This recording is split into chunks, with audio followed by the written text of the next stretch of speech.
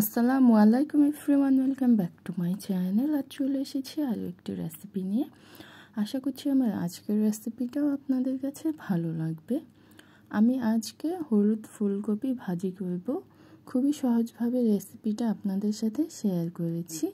চলে যাচ্ছি এখন আমি মূল রেসিপিতে। একটি প্যান বসিয়ে তেল দিয়েছি পরিমাণ মতো। তেল গরম হয়ে গেছে, দিয়েছি এখানে পেঁয়াজ কুচি। বড় সাইজের 2টা পেঁয়াজ কুচি করে দিয়েছি।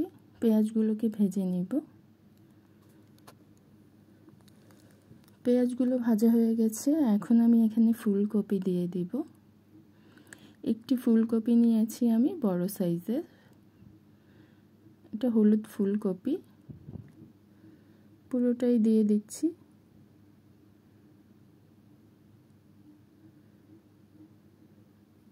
লবণ দিয়ে দিব, এখন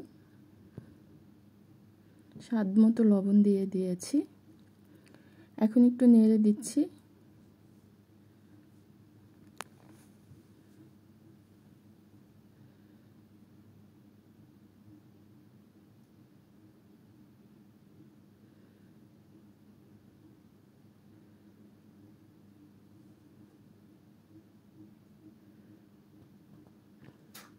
একটু নেড়ে এখন আমি দিয়ে দিচ্ছি এখানে কাঁচামরিচ।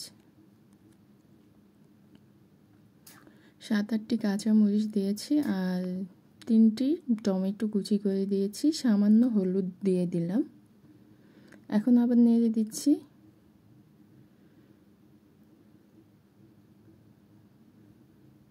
এখন আমি ঢেকে দিব। এই পানিতেই, ফুলকপি থেকে যে পানি বের হয়েছে এই পানিতেই সেদ্ধ হয়ে যাবে। বেশিক্ষণ ঢেকে দিব না, 5 মিনিট মতো ঢেকে দিয়েছি। এরই মধ্যে কিন্তু প্রায় সেদ্ধ হয়ে এসেছে। টমেটোগুলোও কিন্তু একদম গলে গেছে। এখন এইভাবে একটু নেড়ে চেড়ে আমি ভাজিটা করে নিব, একটু ভাজা ভাজা করে নিব। দিয়ে দিচ্ছি এখানে ধনিয়া পাতা কুচি। ধনিয়া পাতা দিয়ে এখন আমি একটু নেড়ে দিব।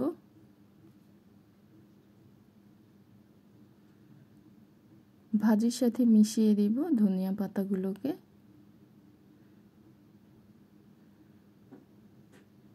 ভাজিটাও হয়ে গেছে, আমি আর একটু নেড়ে নামিয়ে ফেলবো। মাশাআল্লাহ, দেখতে যেমন সুন্দর হয়েছে, খেতেও আলহামদুলিল্লাহ খুবই মজার হয়েছে এই ফুলকপি ভাজিটা। প্রথমেই এই ফুলকপিটা খেলাম, হলুদ ফুলকপি। আশা করছি আমার আজকের রেসিপিটা আপনাদের কাছে ভালো লেগেছে। ভালো লেগে থাকলে প্লিজ একটি লাইক দিয়ে দিবেন। আর যারা এখনও আমার চ্যানেলটাকে সাবস্ক্রাইব করেননি, প্লিজ সাবস্ক্রাইব করে দিবেন। আজকের মতো এখানেই বিদায় নিচ্ছি। সবাই ভালো থাকবেন, সুস্থ থাকবেন। আল্লাহ হাফিজ।